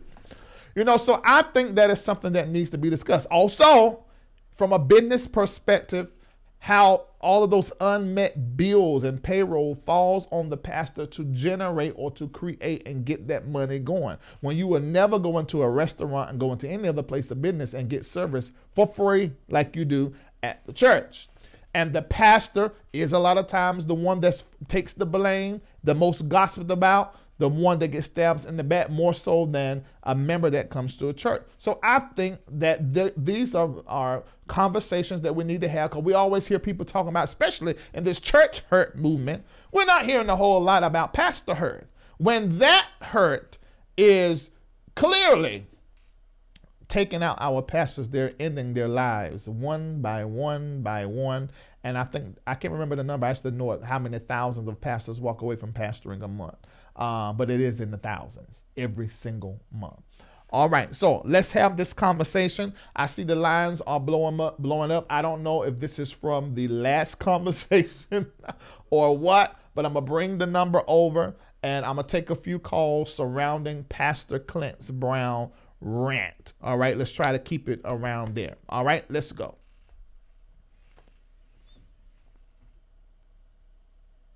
Caller ending in 9874. What's your name? Where you calling from? Hey, Larry, this is Marcellus. Really quick, there's so many things that I could say about this. And you said so much in your commentary. I have absolutely nowhere. I don't even know where to start. I'll just try and get out as much as I can, and then you can ask me whatever you want. But first of all, a lot of these pastors and preachers create these situations for themselves. They put themselves on these pedestals. They preach messages to make themselves seem aloof and super spiritual. And then when people expect them to be Superman, then they want to show up and say, no, I'm really Clark Kent. And that really doesn't really fit the bill. It's like talking out of both sides of your mouth. Agreed. And if you say that God called you to do this ministry, then freely you have been given, freely you should be giving to. All of this stuff about now we want you to pay for this and we want you to pay for that and you should pay for this. No, I'm sorry. I don't agree with that. Honestly, Jesus didn't have a coffee shop. The disciples didn't go around setting up coffee shops and giving folks coffee and watermelon. The only thing they gave you was Jesus. So all I got, silver and gold have I none. Such as I have, I give it unto you, period. That's all he gave him was Jesus. I think if you're going to provide all those services, quit complaining. You should budget properly based on the amount of money that's coming into your ministry, and let that be so. And don't quit putting all the burdens on the people, because all of this ranting and raving he did started off about talking about a man who committed suicide. But I love how at the end it all worked around to folks needed to come back to church and folk needed to keep giving more money. It always ends up into the wallet and into the pocket of the pew sitter. And I have a problem with that. I think that we need to honestly be honest about the conversation and stop putting these burdens on the people of God, period. Now, Clint, I gave you guys some reasons. I did over an hour and 40-something response to this. I said, if you guys want to get people to understand things better, you need to be transparent about the money. The church is the only place. The church is the only place, as Leandria Johnson said, where you can be robbed and nobody call the police. It is the absolute darn truth. It is the absolute darn truth. Absolutely. It really is the truth. And so we're going to have this conversation, Larry, all the preachers and pastors and people who, when we're behind the scenes and we're all awfully quiet and talking to one another saying the people is too dumb to get this. And they're too stupid. And we treat the people as if they're so ignorant, and we don't really want to come to the table and really bring the meat of things to the people and let the chips fall where they may. Because if you were more transparent with the people, I think that you would probably get a whole lot better response than what they have been getting. I'm gonna say this, and your 1 minute is up, but thank you, because there's a lot of conversation. But let me say this though. One of the things that my bishop taught me, every single Sunday we came to church, every dime that was raised was printed in the new bulletin for that Sunday. So our program every Sunday at the bottom had the offering amount for last week, the tithing amount, what was paid out, who got the sick and shut in, what was raised for that, and the expenses, and then what was left in the account. So I took that same kind of pattern in my 20 years of pastoring. We had an open book policy. You can come and look at what was raised, who gave it, how much for the month, how much for the week, how much for the year, what was paid out, what I made for the year, what was my salary, right? How much I got of the tithe of the offering you gave, what went to me, what went to all of that. So I do think, and they say Joyce Myers do that, and I do think that, and she gives a lot of stuff. You get into her teachings free. You can send her a penny, and she will send you a $20 teaching. I think that is superb point to bring up right now concerning this. Transparency. I think it will fix the financial aspect. I think it will also fit the pastors who lean more towards the pride towards the side of pride and be a hero that is perfect. I think it would change the language that the pastor has with the people and the people have amongst each other. I think transparency is really the key, one of the main keys to fixing some of what needs to change within the church. Thank you so much for calling in. Well, and Larry, that. if I could just say one more thing before you guys go. Mm-hmm. When, because at the beginning of this was talking about preachers who keep committing suicide. And one of the things that I said is we keep putting all of these unrealistic expectations on these young preachers. And these young preachers are trying to live up to expectations of these preachers who are more visible in America. Because everybody is shooting to be the T.D. Jakes. They're shooting to be the Stephen Furticks. They're shooting to be the Joyce Meyers. They're all, this is to them the epitome of successful ministry. And so these people are under the weight and pressure of this, trying to live up to these unrealistic expectations. And so we really need to take the covers off and let's really talk about what ministry actually is. Because I think the church has lost its intent. I don't think the church understands that true ministry is about sacrifice. It is not about how much you can get. It's not about how big your parsonage is. It's not about what you can do for yourself. It's about what you can do for others. And I think that's where we really need to get back. Because if you do not understand the true intent of ministry, you'll get rants like this. Because the true intent of ministry is not about the things that he mentioned in that video. And I'll end there. Okay. Thank you so very much. I will say this. I don't really know. I think rants like this are the result of what you said. I'm not saying that that was what his rant was for. I would like to interview him, talk to him, and find out where all of that's coming from and answer some questions. If you did it publicly, of course, we can scrutinize. I also want to add, in addition to what you're saying, when we get locked into purpose, which is serving our purpose and serving the needs of others, I do think greatness is the outgrowth of finding your purpose and your place. That's financially, prosperity, and all those things. I think with transparency and then also a refocusing on what the purpose of all this is, I think that we will actually see the church be more prosperous and church people more prosperous than ever before. Something has went out of kilter. But that's why they don't like Greenleaf. They don't like Greenleaf because Greenleaf is a mirror.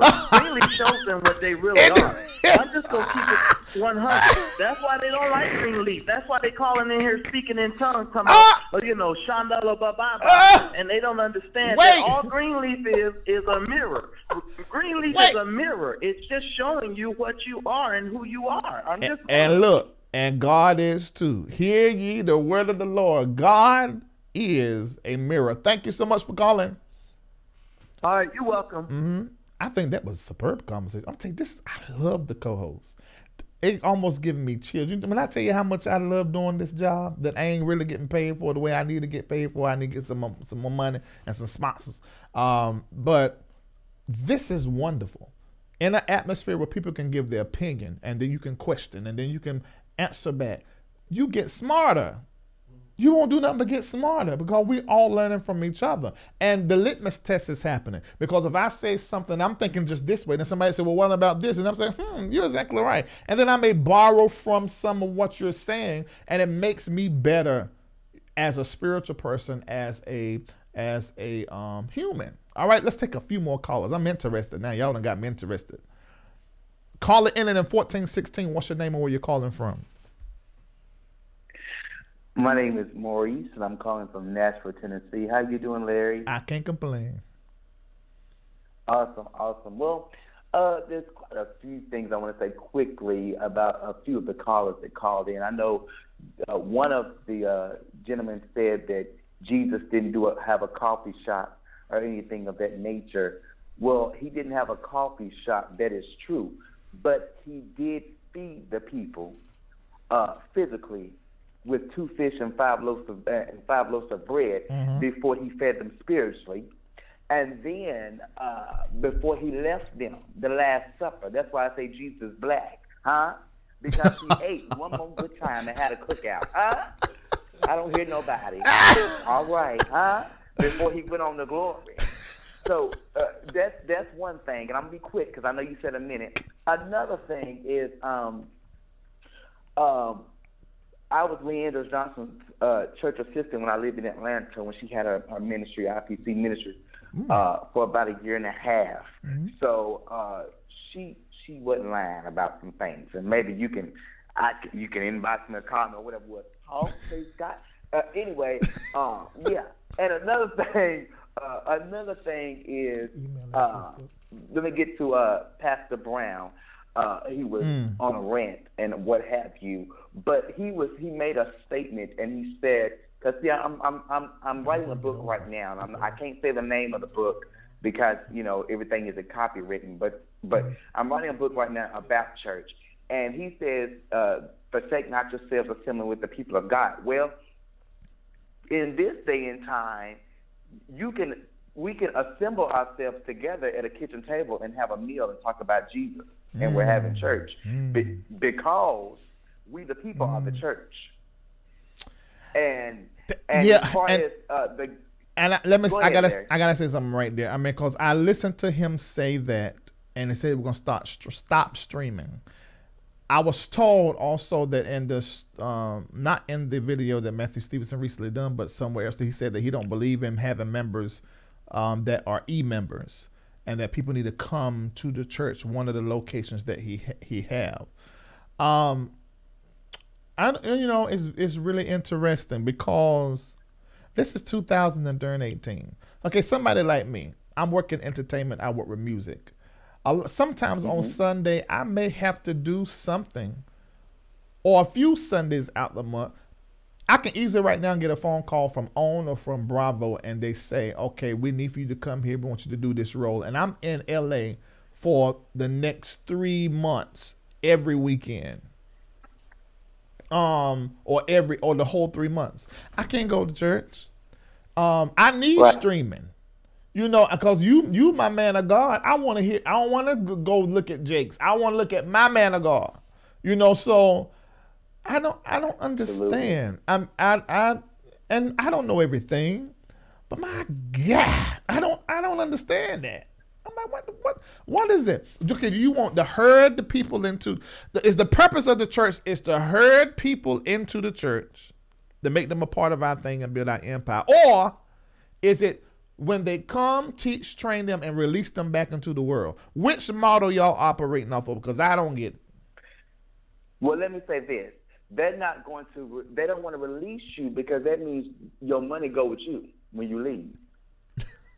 But that's a bad way of thinking, because I didn't experience that. I have members, e-members in other countries that were more faithful in sending their money as they're grinding in the hospitals, grinding on set, grinding in the studio, and sending it to me because I birthed them out. I taught them. I revealed to them what their purpose was. So if you value what you're doing and knowing what you're doing is effective, then although they may leave the four walls of the church, they're never going to forget home, or they're never going to forget who God used in order to cause them to discover their purpose. So I just think the transparency that we've been talking about, we got to get that. We got to get back focused on what the purpose of the church is, which is to cause people to know who they are, who God is, and the reason why they were born, plain and simple. And so I think if we do that, I think we can course correct, change trajectory, and get some stuff in place, because this thing just seems off. I'm sorry I talked the rest of your time up. Thank you so much for calling in. You're welcome, man. Have an awesome day. I like your show. All right, thank you so much. Okay, I really want to take the rest of these phone calls. I'm going to take one or two more. Call it in 1779. What's your name? Where you calling from? Again, this is Russell. I'm back. What's up? This is my second call already. But I would like to say that when it comes to this issue and it comes to the body of Christ, I still feel like we're not honest with ourselves. We don't tell ourselves the truth. So therefore it shows up in our relationships with our leaders and how we project and we look at them. I would just like to say that again, I would like to say that me and my mom, we have difference of opinion. She is an elder in the house of God. She's an administrator. And I am just a lay member who just leads praise and worship. But I would like to say that she maintains her standard of this is the way things have been done for years. And I maintain my level of this is what's going to work now because I work in the school system and I understand what works now. And I just feel a lot of times that the disconnect becomes between what was and what is. Yeah, I think a lot of times we memorialize the past and we try to force everybody into that box. You like to put everybody into that box, and you also like to put icing and all that good stuff on those good ass memories that you have. It's beautiful, but at the same time, you cannot monumentalize something that don't exist anymore. Yeah, I tell everybody, whatever your belief is, if it doesn't work, let it go and grab hold of something else. Thank you so much for calling. Okay, I'm gonna take one. I keep telling a lie. Okay, I'm gonna stop. I'm gonna get to this. Let me go ahead and put the Larry Live thing up there. Oh, I'm so tired of talking. This is gonna be it. Unless we're gonna have a conversation with me, Tasha Page Lockhart, and this T. I don't know his name. Veron. Is that his name? Yeah. Okay. T. Veron House. So I'm gonna go ahead and tell y'all right now what happened. Okay, this is what happened. I had a conversation. Tasha Page Lockhart put out some posts that, in my opinion, were not in good taste because it sort of cast her spouse in a negative light. Okay, you may think it did not, but to me it did. You called in, so many of you called in and basically agreed with me, and some of you probably didn't and you just didn't call in, saying that she should not have done what she done. And so I done a little short 20-minute clip on a 2-hour show, and I said that I don't think she should have done this. You know, I don't think she should have talked about her divorce publicly. Mind you, while I was sitting in the chair saying that, I knew everything that is alleged. Everything I said was alleged. I knew everything that I've been saying for the last 3 or 4 different times I talked about it. But I only talked about that. I do that all the time. Because on my show, I'm only going to talk about what is public. If it ain't publications, I ain't talking about it. So then, of course, she made this post saying that I was sowing discord in the body of Christ.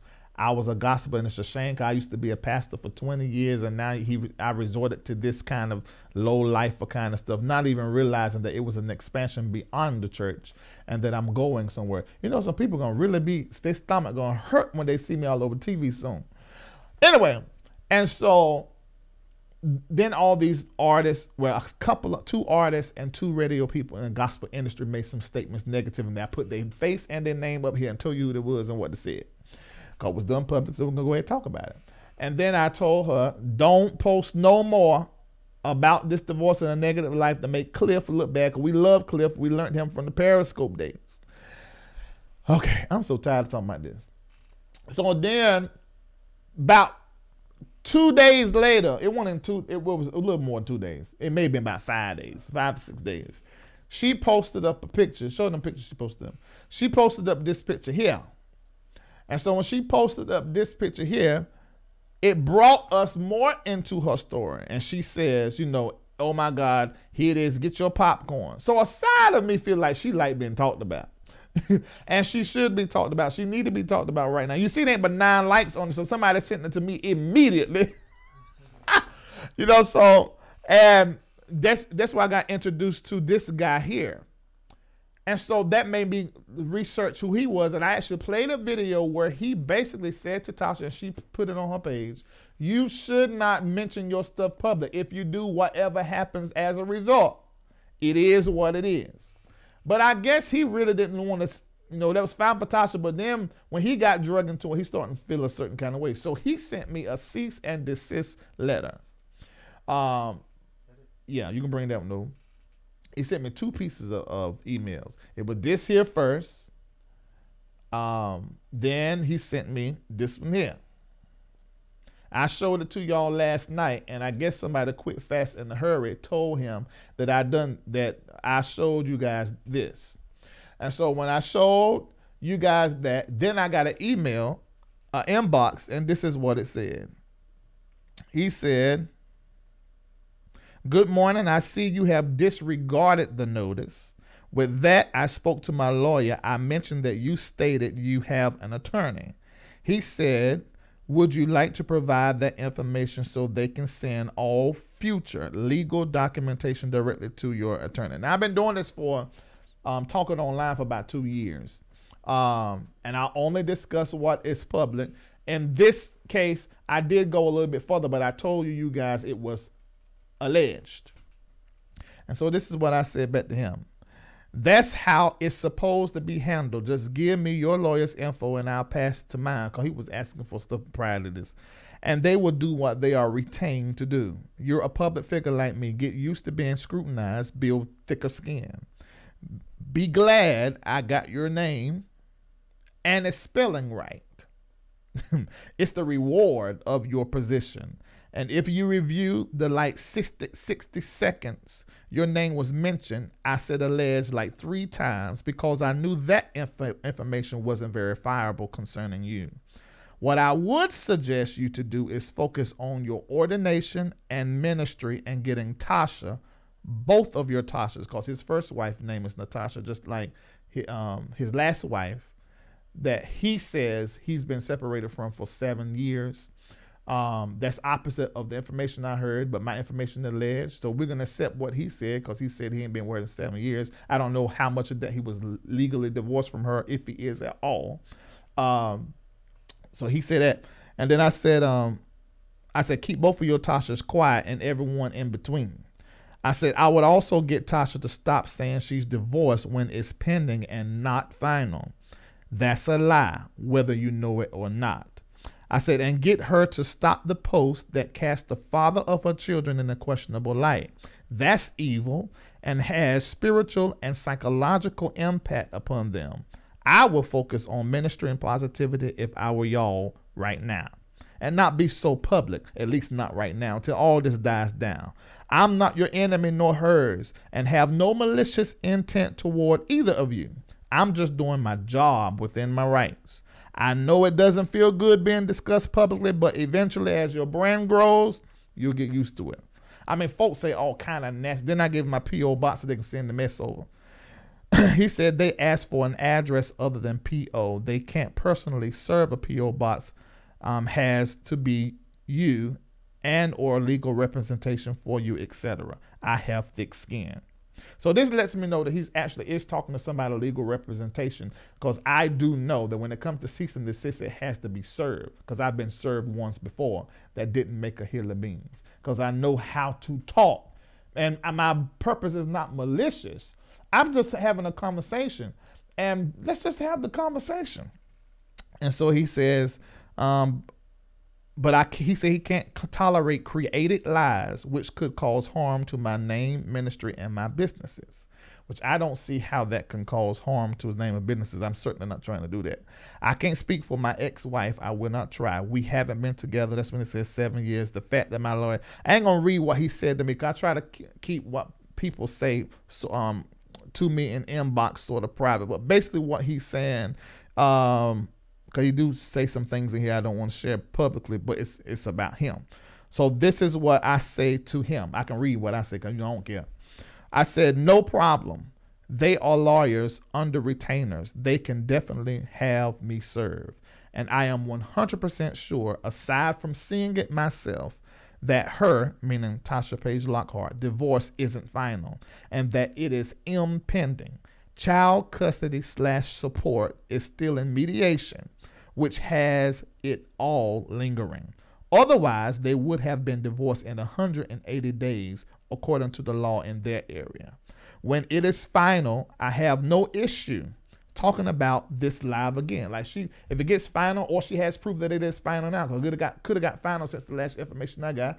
I said, I don't got no problem talking to her live at all. And when it is final, I have no issue talking about this live again. I said the info about you saying the words alleged over and over again during your mention. And even before and after Tasha's mention, I said alleged. I have no issue getting on the line live with you on the same platform I said what I said, to give you a chance to answer what I said and even Tasha. That would, in fact, give her a chance to unsay what she said and respond to my advice against what she was making public if she wants to. I don't have no issue with that. A respectable on-air convo with all three of us can actually have a great outcome and be teachable for others. Just let me know.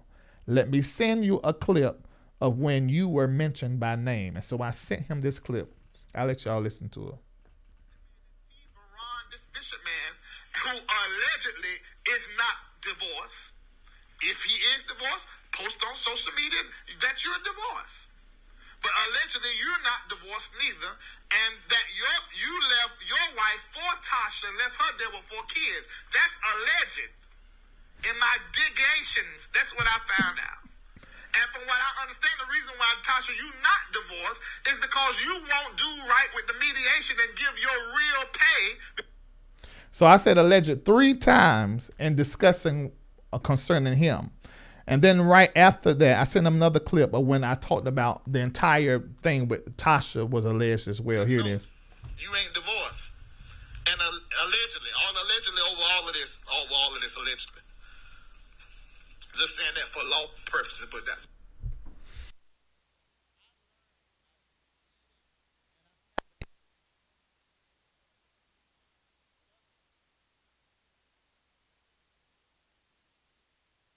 Oh, testing. Hold on. Did y'all hear what I said? Okay. So he was on retainer, but y'all know I went through financial changes. So I ain't gonna be sending no money every month to somebody I might need, but we cool. A white lawyer. I like white lawyers because it's racist and I'm part of the system, and it's in my mind. You just feel like that the white lawyer would just be more meaner than the black lawyer. That's crazy. But anyway, and so I just got to send over. But I don't even want to do that and tie my money up into that because I already know enough. Because those of you that do not know, my scholarship was for law. And I left because my dream was to be a judge. And so I left that and went into this whole 20 years of pastoring. You know, so I know enough to know that they ain't not going to come with this. I really don't even know why you're doing this. This is too darn much. I mean, you're going to chase down every little thing. And I said alleged. This just don't make no sense. It's a waste of your money. Just bring your black tail up here and talk about it. Let's have a conversation. You can talk rough to me. Now, you ain't going to talk to me a certain kind of way and think you ain't going to get it back. And you really don't want to get that kind of conversation with me because I'm just lethal with whatever I write or say. And so that just wouldn't be good. Let's just have a regular conversation. You can be straightforward. I ain't got no problem with that. If I'm lying, prove it. And just prove it. I mean, if you can't prove it, just say that I'm lying. I said, okay, you say it's not the truth? All right. It is what it is. You know, but don't get mad at me if I don't believe that what you said is true. So that's what happened. Let me see what y'all saying about this now. Let me see. Yes, it's online. A lot of it's in comments. Because let me tell you this, what I do. Because I don't like discussing what is not public. So I'm actually going to go, I'm going to look. And I'm going to see what's been put out there. You know, I'm going to take screenshots, you know. Now, I'm going to say this. I'm going to say this and make sure y'all tell them those to report back to them. I have text messages, screenshots, pictures of both of these folk. I don't know if they made up. I don't know if they're true, but I'm telling you what I got because people are evil. Let me just go ahead and put it like that. They're vindictive. You do somebody wrong, if they can get an opportunity to get you back, they're going to get you back.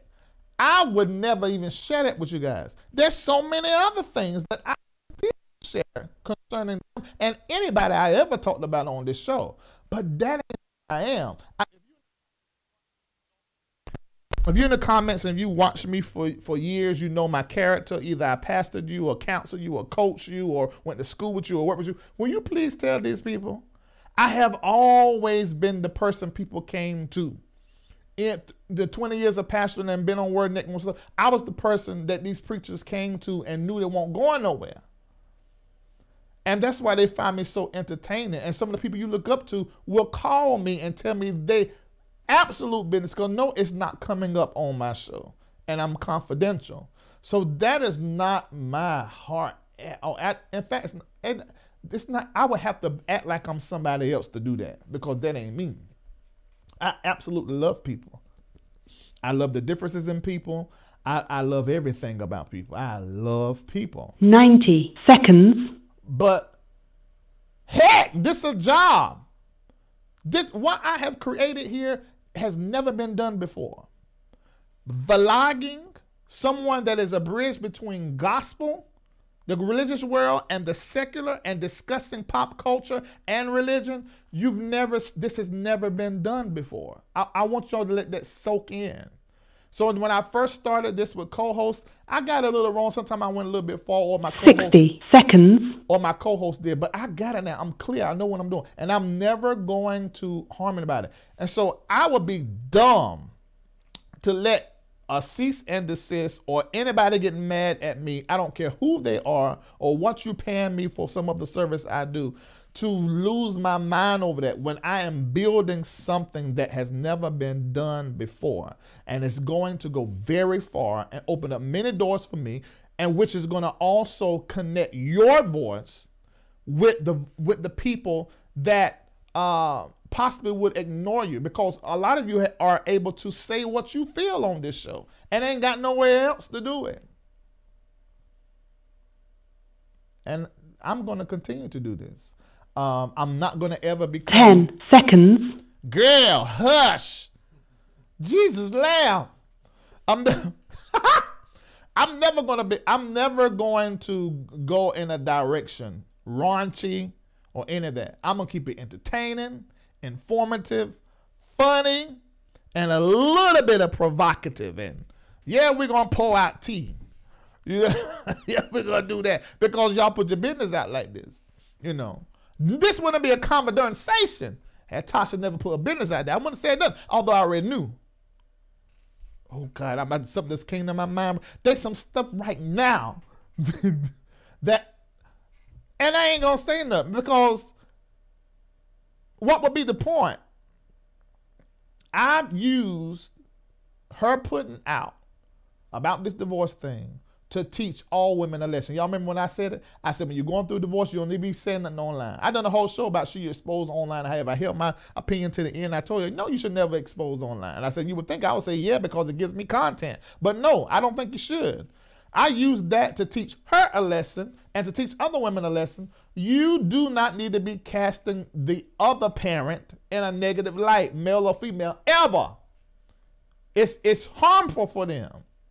I use myself as an example. I just went through, I'm fresh out of divorce. Fresh, I say. Let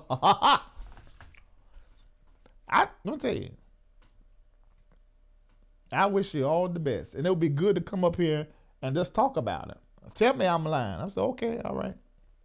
I'm going to ask you hard questions, and we're going to have a conversation.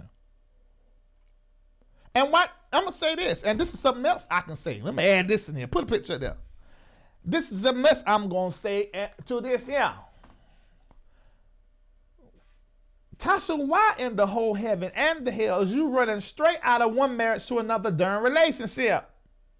That's another thing that people do all the darn time. Tasha got up there, told us she was divorced. We ain't asked none of your darn business. Then you got a problem with somebody having an opinion about you posting about it. Now I got something to say about this. You're moving to the next relationship too darn quick. And all y'all divorcees and people out there, you're doing, don't make that mistake. Take some time to your during self. Work through your demons. Work through your hurts and through your pains. And be a parent to them children. If you got some, chill the heck out. Do that. Now, I know you ain't going to like that. But, hey, this is my show. I can say what the heck I want to say. I ain't going to never say nothing that's going to be malicious and terrible. You might just not like it. But don't you put all that on me, something I'm mean or I'm trying to kill you, something. That ain't what I'm trying to do. I'm just saying something to you that your pastor, your mama, your dad, somebody need to tell you. You ain't listening. All right, take it in. All right, so that's it. I don't have nothing else to say.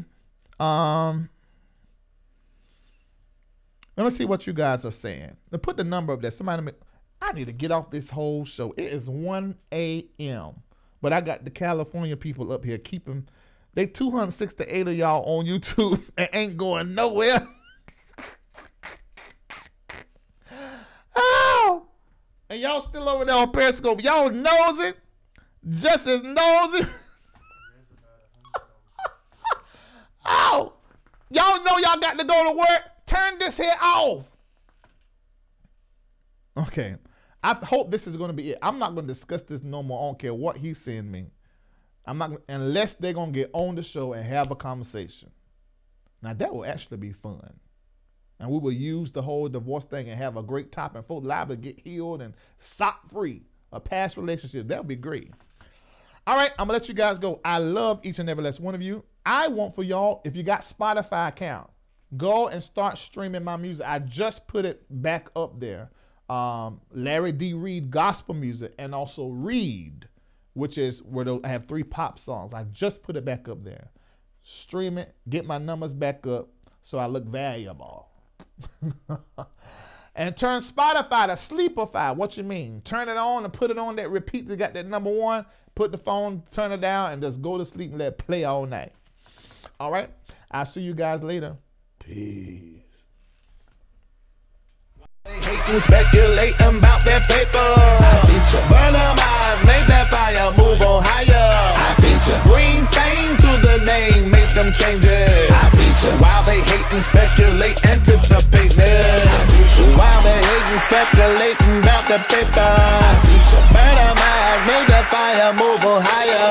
I feature. Bring fame to the name, make them changes. I feature. While they hating, speculate, anticipating. Everybody dance around loud as you can't stop hard, put your feet on the floor. Ain't nobody fly like you, lift it up, turn around.